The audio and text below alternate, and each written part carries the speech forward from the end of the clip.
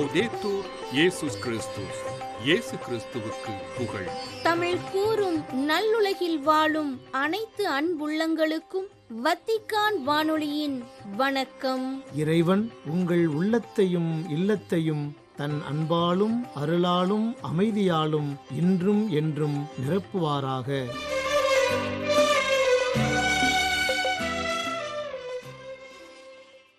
அன்பு நேயர்களே, வத்திக்கான் வானொலி இன்று உங்களுக்கு வழங்கும் நிகழ்ச்சிகள் ஞாயிறு மறைவுரை சிந்தனை மற்றும் செய்திகள்.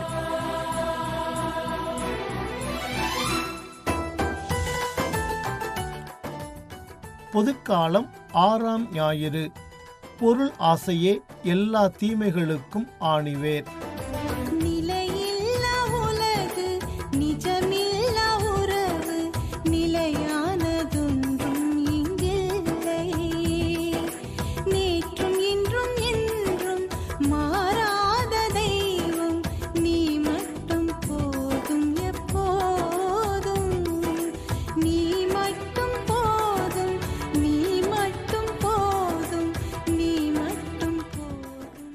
அன்பர்களே, கடவுள் இந்த உலகை படைத்தபோது நன்மை தீமை இரண்டையும் படைத்தார். ஆனால் மனிதரை நல்லவர்களாகவே படைத்தார். தனது சாயலிலும் உருவிலும் படைக்கப்பட்ட மானிடர் எதை தேர்ந்து கொள்கின்றனர் என்பதை அவர் காண விரும்பினார். ஆனால் மானிடர் வாழ்வை தேர்ந்து கொள்ளாமல் சாவை தேர்ந்து கொண்டனர்.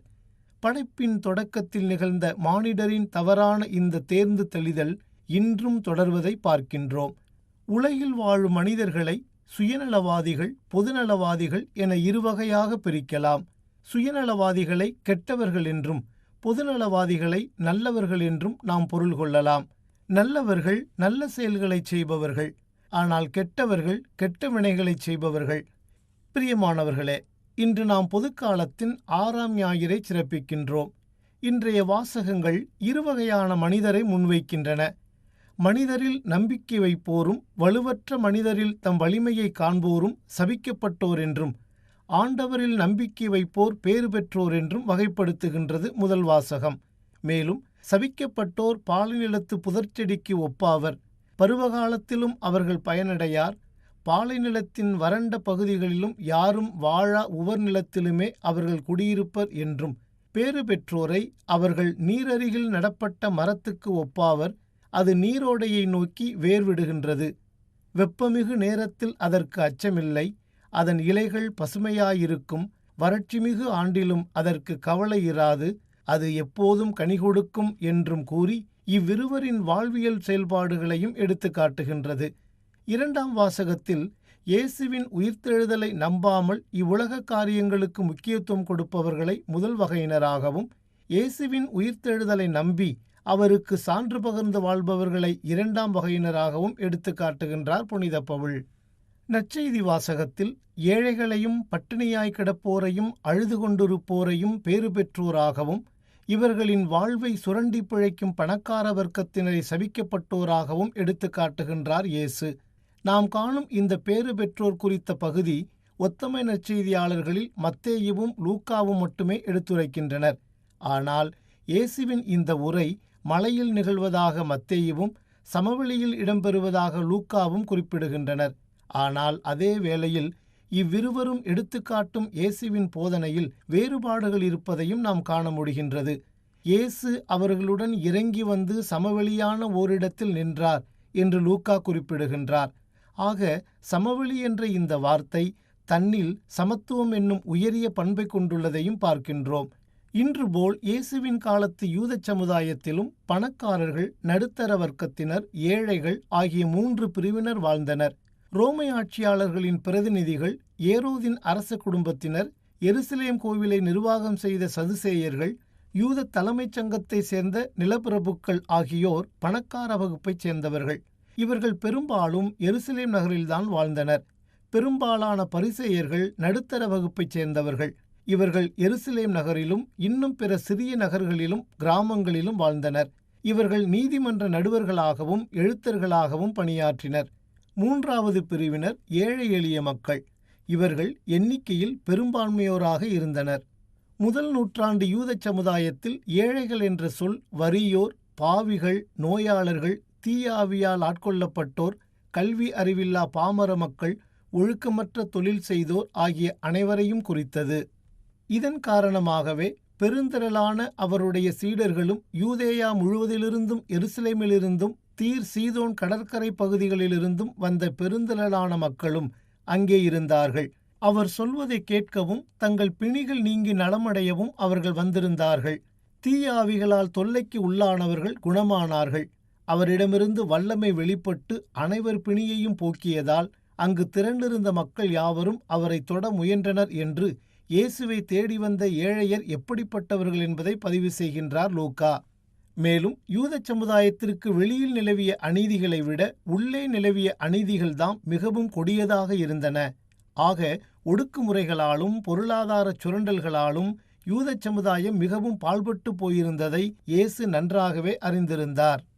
அதே வேளையில் ரோமையரின் ஆட்சியை கடுமையாக எதிர்த்த நடுத்தர வர்க்க யூதர்கள் தங்களிலும் கீழ்நிலையிலிருந்த ஏழை எளியவரையும் பாமர மக்களையும் பல்வேறு பொருளாதார அடக்குமுறைகள் மூலம் கசக்கிப் பிழிந்தனர். இவ்விதத்தில் ரோமையரின் ஆதிக்கத்தின் காரணமாக அனுபவித்த துயரங்களையும் வேதனைகளையும் விட மறைநூல் அறிஞர்கள், சதுசேயர்கள் மற்றும் பரிசேயர்களால் அவர்கள் அனுபவித்த துயரங்கள்தாம் மிகவும் அதிகம். இதனையெல்லாம் நேரில் கண்ணுற்றதினால்தான் ஏழைகளே நீங்கள் பேறு பெற்றோர், ஏனெனில் இறையாட்சி உங்களுக்கு உரியதே என்று தொடக்கத்திலேயே கனிவுடன் கூறுகின்றார் இயேசு. இங்கே நாம் ஒரு முக்கியமான கருத்தை உள்ளத்தில் கொள்ள வேண்டும். அதாவது, பாலஸ்தீன சமூக அமைப்பில் இயேசு ஏழை வர்க்கத்தைச் சேர்ந்தவர் அல்ல, மாறாக அவர் நடுத்தர வர்க்கத்தைச் சேர்ந்தவர். வியாபாரிகள், சில்லறை விற்பனையாளர்கள், மருத்துவம், மீன்பிடித்தல், தச்சு ஆகிய தொழிலை செய்தவர்கள் மதிக்கப்பட்ட நடுத்தர வர்க்கத்தைச் சேர்ந்தவர்கள். இவ்விதத்தில் பார்க்கும்போது இயேசு நடுத்தர வர்க்கத்தைச் சேர்ந்தவராக இருந்தாலும் எல்லா விதத்திலும் ஒடுக்கப்பட்ட ஏழையராக வாழ்ந்தவர்களுக்காக குரல் எழுப்புகிறார். சமுதாயத்தில் அவர்களை முதன்மைப்படுத்துகிறார். அவர்களுடன் உரையாடுகிறார், உறவாடுகின்றார், சமமாக மேசையில் அமர்ந்து உண்கின்றார். இன்றைய நற்செய்தியில் இப்போது பட்டினியாயிருக்கும் ஏழைகள் நிறைவு பெறுவர் என்றும் அழுது கொண்டிருக்கும் அவர்கள் புன்னகைத்து மகிழ்வார்கள் என்றும் கூறும் இயேசு இறையாட்சி இவர்களுக்கு மட்டுமே உரியது என்பதையும் சுட்டிக்காட்டுகின்றார். அதே வேளையில் இப்போது உண்டு கொழுக்கும் பணக்காரர்கள் பட்டினி கிடப்பார்கள் என்றும் சிரிப்புற்று கழிக்கும் அவர்கள் துயருற்று அழுவார்கள் என்றும் கூறும் இயேசு அவர்கள் இறையாட்சிக்கு புறம்பே தள்ளப்படுவார்கள் என்றும் எடுத்துக்காட்டுகின்றார். இதன் பின்னணியில் இன்றைய நமது இந்தியாவின் பொருளாதார நிலை நமது மனங்களை வேதனைக்கு உள்ளாக்குகிறது. 2015ஆம் ஆண்டிலிருந்து இந்தியாவின் வளங்கள் பணக்காரர்கள் வசம் சென்று கொண்டிருப்பதையும் ஏழை பணக்கார இடைவெளி மிகப்பெரிய அளவில் அதிகரித்து வருவதாகவும் கூறும் ஆக்ஸ்ஃபாம் ஆய்வறிக்கை 2021ஆம் ஆண்டில் பணக்காரர்கள் மேலும் பணக்காரர்கள் ஆகியுள்ளதாகவும் ஏழைகள் மேலும் வறுமை நிலைக்கு தள்ளப்பட்டுள்ளதாகவும் தெரிவிக்கின்றது.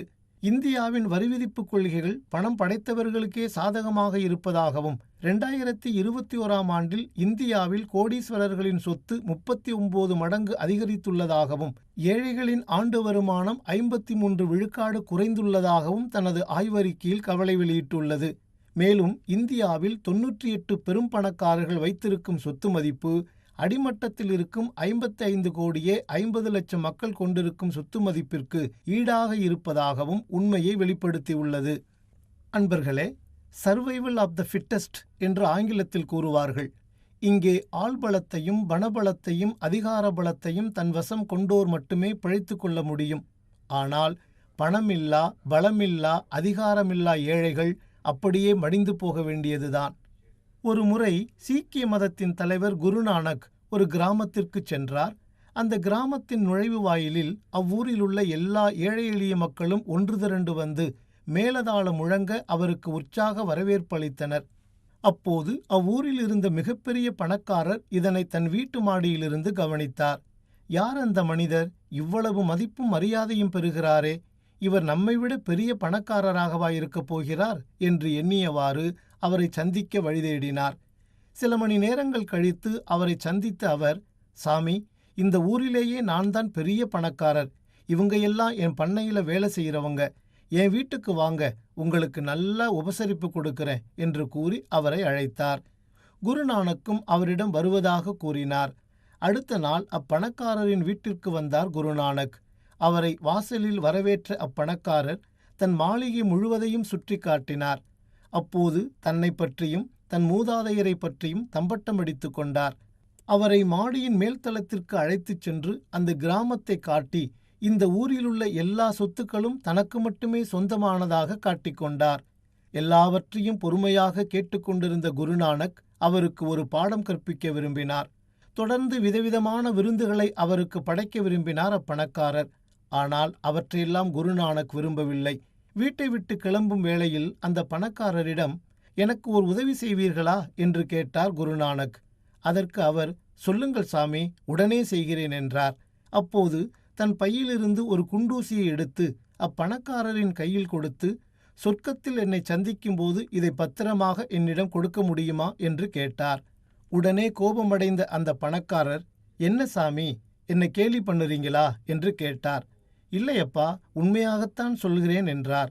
அதற்கு அந்த பணக்காரர், சாமி, இந்த உலகத்தை விட்டு போகும்போது யாரும் ஒரு குண்டூசியை கூட கொண்டு போக முடியாது. அப்படி இருக்க நான் மட்டும் எப்படி சாமி இந்த குண்டூசியை சொர்க்கத்தில் கொண்டு வந்து உங்ககிட்ட கொடுக்க முடியும் என்று கேட்டார். உடனே குருநானக், இறந்த பிறகு இங்கிருந்து எதையுமே மேலே கொண்டு போக முடியாதுன்னு தெரிஞ்ச உனக்கு சொத்து மேலே ஏனப்பா இவ்வளவு பேராசை?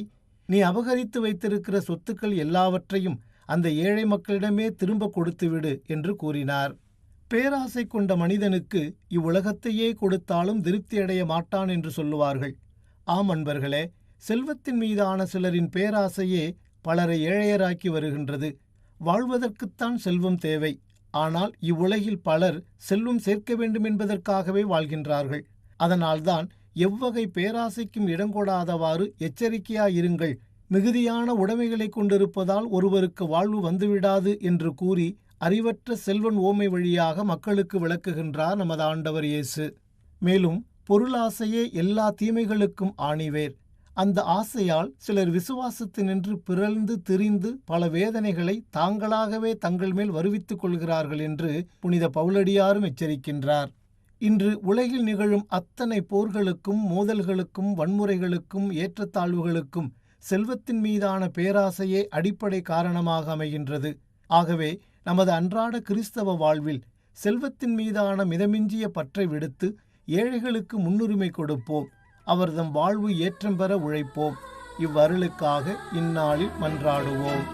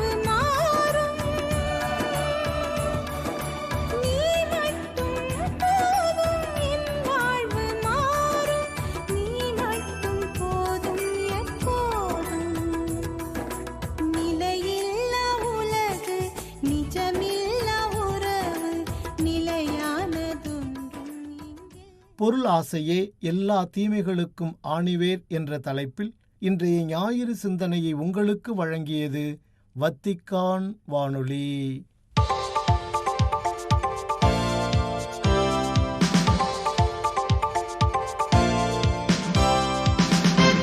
செய்திகள்.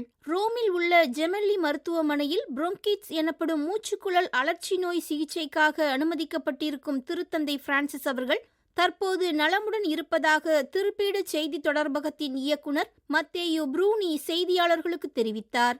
பிப்ரவரி 15 சனிக்கிழமை திருத்தந்தை பிரான்சிஸ் அவர்களை மருத்துவமனையில் சந்தித்து அவரது உடல்நலம் பற்றிய தகவல்களை செய்தியாளர்களிடம் தெரிவித்தபோது இவ்வாறு கூறினார் திருப்பீடு செய்தி தொடர்பகத்தின் இயக்குனர் மத்தேயு ப்ரூனி. பிப்ரவரி 14 வெள்ளிக்கிழமை பிற்பகலில் மருத்துவமனையில் அனுமதிக்கப்பட்ட திருத்தந்தை பிரான்சிஸ் அவர்களுக்கு மாலையில் லேசான காய்ச்சல் இருந்த நிலையில் பிப்ரவரி 15 சனிக்கிழமை காலை காய்ச்சல் இல்லை என்றும் எந்தவிதமான பிரச்சனையும் இன்றி இரவு ஓய்வெடுத்து இளைப்பாறினார் என்றும் தெரிவித்தார் ப்ரூனி. மருத்துவ சிகிச்சைகள் மற்றும் பரிசோதனைகள் தொடர்ந்து அளிக்கப்பட்டு வரும் நிலையில் திருத்தந்தையின் மருத்துவ பரிசோதனை முடிவுகள் பற்றிய தகவல்கள் பிப்ரவரி 15 சனிக்கிழமை ரோம் உள்ளூர் நேரம் மாலை 5 மணிக்கு மேல் வெளியிடப்படும் என்றும் தெரிவித்தார் மத்தேயு ப்ரூனி. வத்திக்கான் நகர உயர்மட்ட நிர்வாகத்தின் பொதுச் செயலராக பணியாற்றிக் கொண்டிருக்கும் அருள் சகோதரி ரஃபேலா பெத்ரினி அவர்கள் வருகின்ற மார்ச் 1 சனிக்கிழமை முதல் வத்திக்கான் நகர நிர்வாகத்துறையின் தலைவராக பொறுப்பேற்க இருக்கின்றார் என்று திருப்பீட செய்தி தொடர்பகம் அறிவித்துள்ளது. வத்திக்கான் நகர மாநிலத்திற்கான திருப்பீட ஆணையத்தின் தலைவராகவும் நகர நிர்வாகத்துறையின் தலைவராகவும் பொறுப்பேற்க உள்ள அருள் சகோதரி ரஃபேலா பெத்ரினி அவர்கள் வத்திக்கான் நிர்வாக பதவியை வகிக்கும் முதல் அருள் சகோதரி என்ற பெருமைக்குரியவர். திருத்தந்தை பிரான்சிஸ் அவர்களின் பணிக்காலத்தில் அர்ப்பண வாழ்வுக்கான திருப்பீடத்துறையின் தலைவராக அருள் சகோதரி சிமோனா பிரம்பில்லா அவர்கள் நியமிக்கப்பட்டார். அவரை தொடர்ந்து வத்திக்கான் நகர நிர்வாக தலைவராக அருள் சகோதரி ரஃபேலா பெத்ரினி அவர்கள் நியமிக்கப்பட்டுள்ளது வரலாற்றிலேயே முதல் முறையாகும். கலை படைப்புகள் கிறிஸ்துவின் அடையாளமாக இருந்தால் அவை எதிர்நோக்கின் அடையாளங்களாக இருக்கும் என்றும் கலை மற்றும் புனித கட்டிடக்கலை உலகில் என்ன மாதிரியான விளைவுகளை ஏற்படுத்தியுள்ளது என்பதை மதிப்பீடு செய்ய இந்த யூபிலி நாட்கள் உதவுகின்றன என்றும் கூறினார் அருள்பணி லோபஸ் அரியாஸ். பிப்ரவரி 15 சனிக்கிழமை தொடங்கியிருக்கும் கலை மற்றும் கலாச்சார உலகின் விழாவை முன்னிட்டு ரோம் திருச்சிலுவை பல்கலைக்கழகத்தில் நடைபெற்ற கலைஞர்களுக்கான கூட்டத்தில் உரையாற்றிய போது இவ்வாறு கூறினார் அப்பல்கலைக்கழகத்தின் பேராசிரியர் அருள்பணி லோபஸ் அரியாஸ். கலைஞர்களுக்கும் திரு அவைக்கும் இடையிலான உறவு 1000 ஆண்டு பழமையானது என்றும் திரு அவையின் நடைமுறையிலிருந்து தொடங்கி வரலாறு முழுவதும் தொடர்ந்த ஒரு கூட்டணி கலை என்றும் கூறினார் அருள்பணி லோபஸ். மியான்மரின் மந்தலே மறைமாவட்ட அருள்பணியாளர் டொனால்ட் மார்டின் அவர்கள் கத்தியால் குத்தி கொலை செய்யப்பட்டுள்ளதாக ஃபீதேஸ் எனும் கத்தோலிக்க செய்தி நிறுவனம் தெரிவித்துள்ளது. பிப்ரவரி 14 வெள்ளிக்கிழமை காலை மந்தலேயில் உள்ள லூர்து அன்னை ஆலய வளாகத்தில் கண்டெடுக்கப்பட்ட அவரது உடலில் கத்தியினால் தாக்கப்பட்ட ஏராளமான காயங்கள் இருந்ததாகவும் பலமுறை மிக கொடூரமாக அவர் தாக்கப்பட்டு கொலை செய்யப்பட்டுள்ளதாகவும் உள்ளூர் செய்தி வட்டாரங்கள் தெரிவிக்கின்றன. 44 வயதான அருள் தந்தை டொனால்ட் மார்டின் அவர்களை கொன்ற கொலையாளி யார் என்பது இதுவரை கண்டறியப்படவில்லை என்றும் எதிர்க்கட்சி படையினர் மற்றும் மியான்மர் இராணுவத்திற்கு இடையிலான மோதல்கள் காரணமாக ஏற்படும் வன்முறை சூழலில் இது நிகழ்ந்துள்ளது என்றும் செய்திகள் எடுத்துரைக்கின்றன. சிரியாவின் தேசிய மாநாட்டு தயாரிப்பு குழுவில் கிறிஸ்தவ பேராசிரியரான ஹிந்த் அபவுத் கபாவாத் அவர்களின் பெயர் சேர்க்கப்பட்டுள்ளதாகவும் 7 பேர் கொண்ட இத்தயாரிப்பு குழுவில் 5 ஆண்கள் மற்றும் 2 பெண்கள் இடம்பெற்றுள்ளனர் என்றும் செய்திகள் தெரிவிக்கின்றன. மத்திய கிழக்கு நாட்டின் புதிய நிறுவன அமைப்பை வரையறுத்து ஒரு புதிய அரசியல் அமைப்பை உருவாக்கும் எண்ணத்துடன் சிரியாவில் புதிய செயல்முறையை தொடங்குவதற்காக உருவாகியிருக்கும் தேசிய மாநாட்டு தயாரிப்பு குழுவில் இடம்பெற்றுள்ள முதல் பெண் கத்தோலிக்க பேராசிரியர் ஹிந்த் அபவுத் கபாவாத் என்பது குறிப்பிடத்தக்கது. நன்மை செய்வதில் நாம் அனைவரும் துரிதமாக செயல்பட வேண்டும் என்றும் ஓவியக்கலை வழியாக தான் பல நன்மைகளை செய்து வருவதாகவும் எடுத்துரைத்தார் உக்ரைனிய ஓவியர் இவான் மார்ச்சுக். பிப்ரவரி 15 சனிக்கிழமை முதல் பிப்ரவரி 18 செவ்வாய்க்கிழமை வரை கலைஞர்கள் மற்றும் கலாச்சார உலகத்தின் யூபிலி விழாவானது வத்திக்கானில் சிறப்பிக்கப்பட்டு கொண்டிருக்கும் நிலையில் ஓவியக்கலை பற்றிய தனது கருத்துக்களை வத்திக்கான் செய்திகளுக்கு வழங்கிய போது இவ்வாறு தெரிவித்தார் உக்ரைனிய ஓவியர் இவான் மார்ச்சுக்.